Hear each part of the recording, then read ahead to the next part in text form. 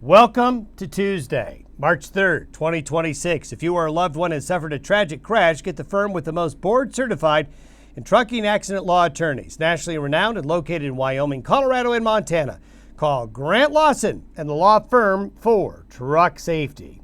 Well, a good start to March. We'll talk about some areas that picked up the most precipitation they've seen in, a couple of months over southern Wyoming in particular.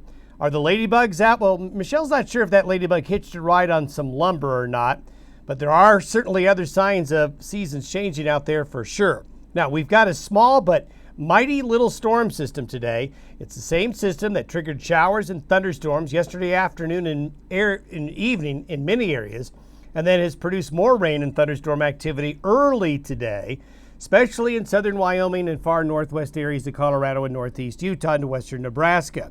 Now, we'll see this system move through, bringing some rain and snow, but in a small, compact area. We'll have a break in the weather Wednesday through a good part of Thursday. Wednesday and most of Thursday, it gets mild and spring-like again. But the next storm is bigger, stronger, colder for Friday. It will be covering a larger piece of real estate, and it will bring snow levels down to lower elevations. There'll be a break this weekend. Then another stronger push of Pacific air that's not only moist but will drag Canadian air with it could bring quite the change in our weather around Tuesday and Wednesday of next week. So things are busy, finally. The bluebirds, yep, there's one. There's been a bluebird sighting in the Laramie Valley yesterday, a couple of males being spotted there by Paula. So there's another sign of changing seasons. I talked about thunderstorms.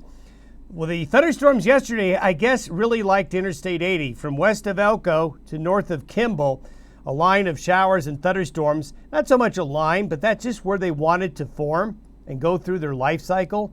The Rawlins, Wyoming area picked up just under an inch of rain and hail and a little bit of wet snow this morning.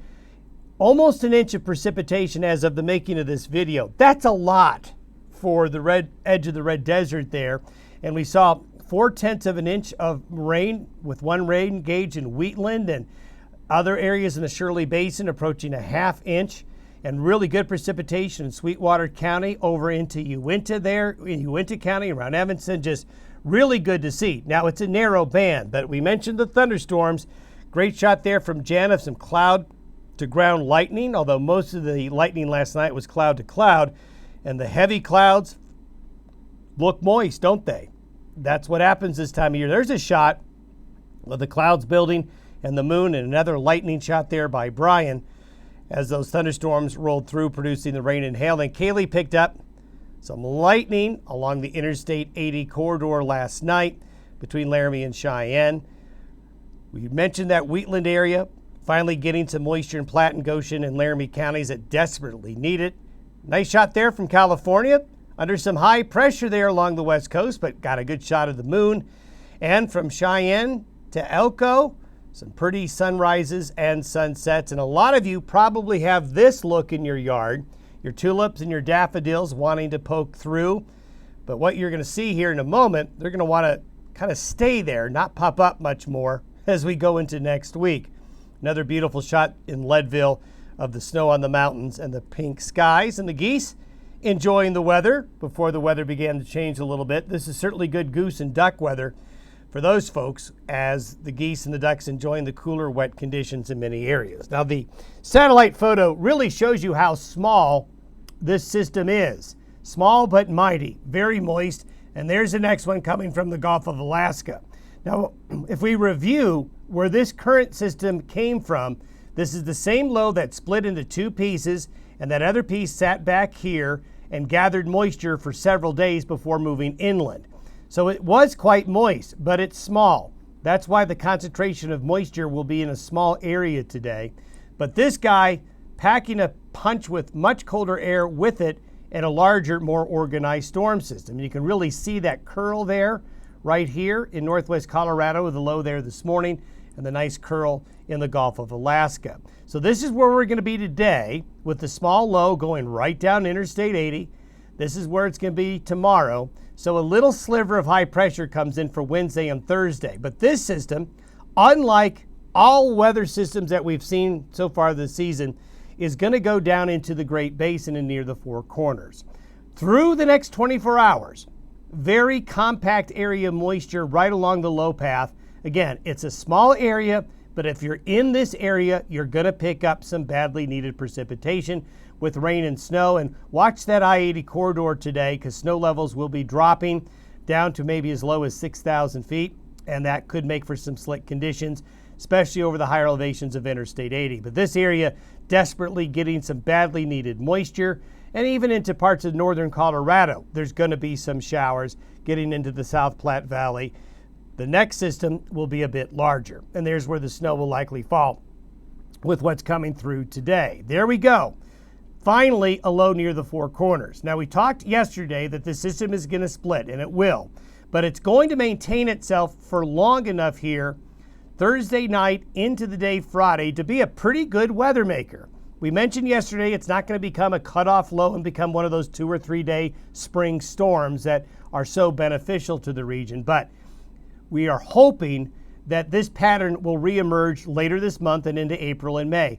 A lot of times when you start to see patterns change, if you can get a pattern that sets up, you'll sometimes get it to repeat later on. So it's really important that this system is followed by other ones to kind of get a rhythm to it. And as long as we have this high pressure ridge in the eastern Pacific, that puts us in a good position for that to happen. So this system is going to be impactful. There's the split by Saturday morning, but the split is not as strong as what we showed you yesterday. And that's good, because that means the system will be a bit more productive. And there it is. We see a nice swath of rain and snow in this area right here. So there's going to be another round. This does not include what's happening now. So this is in addition to this next system coming in Thursday night through Friday. It's going to be a colder system, so snow levels will drop.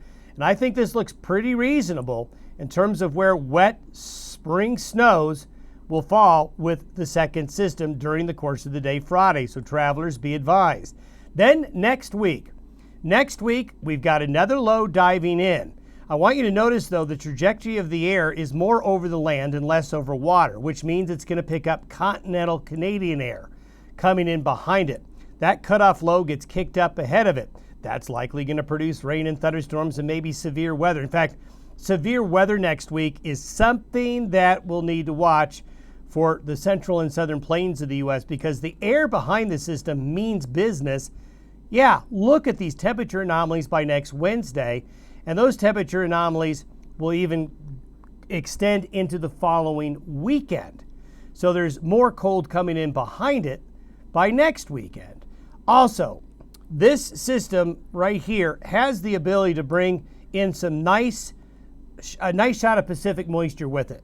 So this is going to be a weather maker with rain and probably a good amount of snow for some locations. And for you folks in Montana and northern Wyoming, this is going to be your system.